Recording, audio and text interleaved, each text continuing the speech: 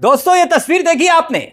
जी हां, जस्टिस दीपांकर दत्ता, वही दीपांकर दत्ता जो राहुल गांधी की भारतीयता पर कुछ घंटे पहले सवाल उठा रहे थे और अब सोशल मीडिया पर उनकी ये तस्वीर वायरल हो रही है। देशभक्ति पर सवाल उठाने वाले जस्टिस दीपांकर दत्ता को लेकर सोशल मीडिया पर क्या क्या कुछ लिखा जा रहा है, विषय वो नहीं है। विषय यह है कि दीपांकर दत्ता जो राहुल गांधी की भारतीयता पर सवाल उठा रहे थे, जो देशभक्ति पर सवाल उठा रहे थे, अब जस्टिस दीपांकर के साथ दो चेहरे बीजेपी के नजर आ रहे हैं। एक देवेंद्र फडणवीस जो कि महाराष्ट्र के मुख्यमंत्री हैं, आप देख सकते हैं स्क्रीन पर, और दूसरी तरफ एकनाथ शिंदे। अब आप कहेंगे कि कोई भी किसी के साथ तस्वीर खिंचवा सकता है। दीपांकर दत्ता की तस्वीर अगर एकनाथ शिंदे और देवेंद्र फडणवीस के साथ आ गई तो दिक्कत क्या है? वही जो राहुल गांधी की भारतीयता और देशभक्ति पर सवाल उठाते हैं। मगर जस्टिस दीपांकर तो महाराष्ट्र के मुख्यमंत्री और देवेंद्र फडणवीस और एकनाथ शिंदे के साथ तस्वीर तो उनकी दिखाई देती है। मगर गजब सवाल, गजब ये कि ऐसा होता क्यों है कि जो अहम पदों पर बैठे हुए जज होते हैं वो भारतीय जनता पार्टी के नेताओं के साथ उनकी तस्वीरें आती हैं, फोटो खिंचवाते हैं। आप कहेंगे उदाहरण दीजिए, उदाहरण भी देता हूं। एक नहीं कई उदाहरण अभी आपके सामने एक एक करके हम रखेंगे। मगर इस तस्वीर को इतर भी कुछ तस्वीरें और भी हैं, उनका भी जिक्र करेंगे। मगर आपने उदाहरण का जिक्र किया तो याद करिए, चीफ जस्टिस ऑफ इंडिया, उनके घर में गणेश पूजा के वक्त कौन गया था? देश के प्रधानमंत्री। याद है ना आपको? क्योंकि जस्टिस दीपांकर ने राहुल गांधी की भारतीयता पर सवाल उठाए तो इस बीच सोशल मीडिया पर यह तस्वीर वायरल होने लगी। मगर इस घटना के बीच दो और बड़ी सियासी घटनाएं हैं जिसका जिक्र यहां पर जरूरी है। एक तस्वीर जो वायरल हो रही है उसका जिक्र भी जरूरी है। सबसे पहले प्रियंका गांधी का बयान सामने आया, उनकी प्रतिक्रिया सामने आई, वो जरूर आपको सुननी चाहिए। क्योंकि प्रियंका गांधी ने राहुल गांधी पर जज साहब की टिप्पणी को लेकर जो अपनी बात कही है वो क्यों वायरल हो रही है, पहले वो देखिए और फिर उसके बाद एक बयान और खूब वायरल हो रहा है, वो भी आपको दिखाएंगे। ये तस्वीर तो आपने देख ली, मगर अब प्रियंका गांधी का ये बयान भी सुनिए। Well, with due respect to the honorable judges of the Supreme Court, they do not decide who a true Indian is, and it is the job of the opposition leader, it is his duty to ask questions to challenge the government. And my brother would never say anything against the army. He holds the army in the highest respect. So it is a misinterpretation of.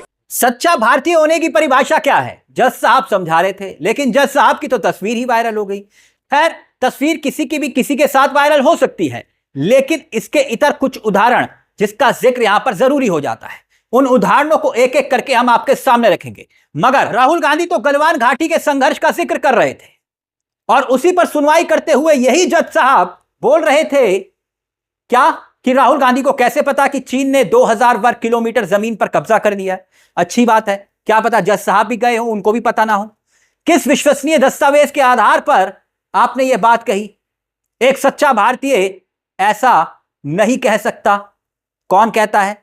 जज साहब कहते हैं। मगर जज साहब के तस्वीरों के इतर एक बयान जज साहब को सुनना चाहिए।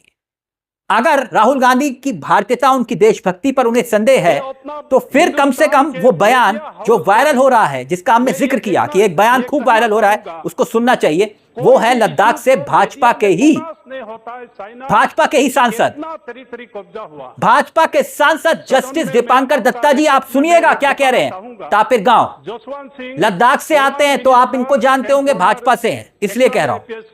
ये कहते हैं कि अरुणाचल को एक और डोकलाम बनने से बचाइए। चीन हमारी जमीन पर कब्जा कर चुका है। कौन कह रहा है? भारतीय जनता पार्टी के ही सांसद, वो भी सदन के भीतर। तो क्या जस्टिस दत्ता साहब ये भी देशद्रोही की श्रेणी में आएंगे? क्या देशद्रोही कहलाएंगे? मगर आपने किसी की भारतीयता पर ही सवाल उठा दिए।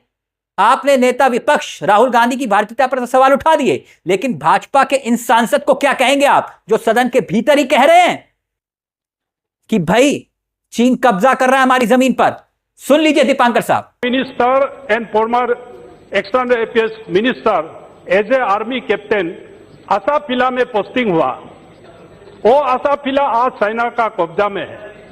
ओल माजा चाइना का कब्जा में है। आतुपुपु दिबांग वैली में एक रिलीजियस प्लेस है, 84-85 से वो जगह कब्जा है। अगर कहीं ऑनरेबल स्पीकर सर कहीं और दोगलाम होगा, ये अरुणाचल प्रदेश में दोगलाम होगा। इसलिए आज मोर देन 50-60 किलोमीटर चाइना हमारा टेरिटरी में कब्जा करके रखा है। तो इसलिए मैं अपना सरकार को और इस सदन को, यह बयान साल 2019 का है, जब अरुणाचल प्रदेश से बीजेपी के ही सांसद तापिर गाव ने लोकसभा में अपनी बात को रखा था। अब ऐसे में जज साहब, क्या इन्हें भी देशद्रोही की श्रेणी में रखा जा सकता है? मगर अब हुआ क्या, वो भी समझिए। इस पूरे मामले को लेकर पूरा विपक्ष, समूचा विपक्ष लामबंद भी हो चुका है। तस्वीरें भी आपकी स्क्रीन पर हम आपको दिखा रहे हैं। संसद के अंदर क्या होता है, राहुल गांधी की इस टिप्पणी के बाद एक बैठक होती है। संसद के भीतर की ये तस्वीरें देख रहे हैं, और इस बैठक में कांग्रेस के सांसद ही नहीं बल्कि इंडिया गठबंधन के सांसद भी आपको दिखाई दे रहे होंगे। और इस बैठक के बाद एक बड़ा बयान और सामने आता है। वो बयान होता है अखिलेश यादव का, जो कि समाजवादी पार्टी के मुखिया हैं। क्या कुछ कहा अखिलेश यादव ने इस पूरे मुद्दे को लेकर, अब वो भी आप सुन लीजिए। ये बताए कि जमीन कितनी थी और आज कितनी है। जो हमारा क्षेत्रफल है, भारत का क्षेत्रफल, वो कितना था और कितना है। जिस दिन ये जवाब दे दें उस दिन तिरंगा लेकर के घूमें, और हम भी तिरंगा लेके निकलते हैं। कहने वाले कहते हैं कि एक तस्वीर 1000 शब्दों के बराबर है। कुछ शब्दों के जरिए जवाब नहीं मिलते तो तस्वीर बहुत कुछ बयां कर जाती है। लेकिन इस तस्वीर को छोड़िए। भारतीय जनता पार्टी की मदद से रंजन गोगोई राज्यसभा गए। अब मैंने आपको कहा ना, एक एक किस्से को ध्यान से सुनिएगा। रंजन गोगोई राज्यसभा गए, याद है ना आपको।